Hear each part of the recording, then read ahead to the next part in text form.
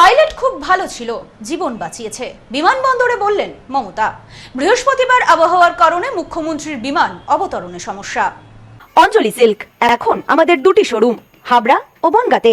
চৈত্র sell উপলক্ষে দুটি শোরুমেই কেনাকাটার উপর রয়েছে 5 to 50% ডিসকাউন্ট। ফোন 7044447885। রাজ্যে নির্বাচন ঘোষণা হয়েছে। নির্বাচনী প্রচার শুরু করেছেন মুখ্যমন্ত্রী মমতা বন্দ্যোপাধ্যায়। গত মঙ্গলবার থেকেই শুরু হয়েছে উত্তরবঙ্গে তার ভোট প্রচার।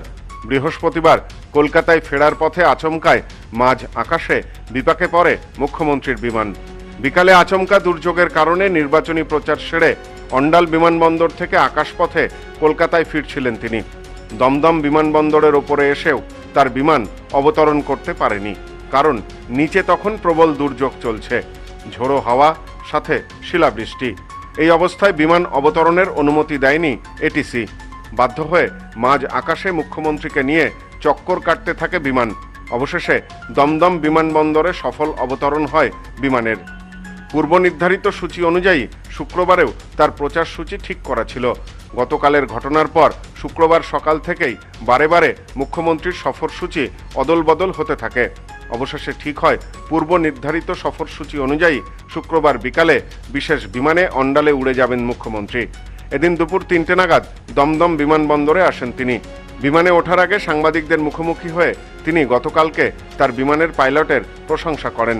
তিনি বলেন, পাইলট খুব ভালো ছিল, জীবন বাঁচিয়েছে।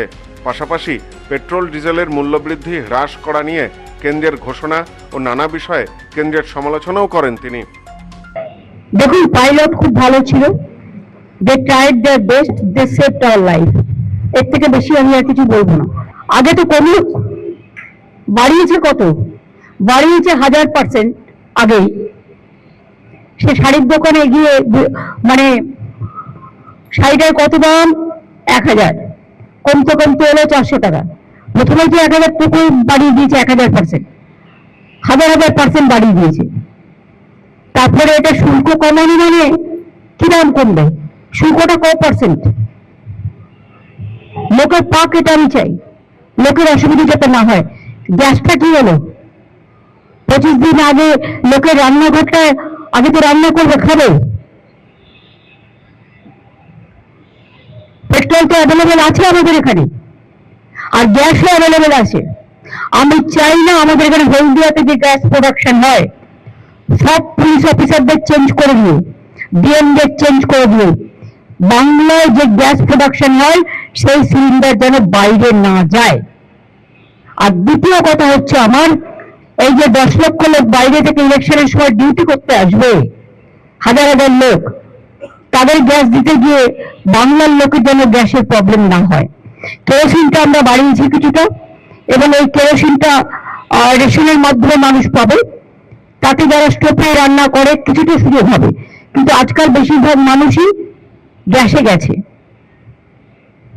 Bureau report, news no man's land, Kolkata.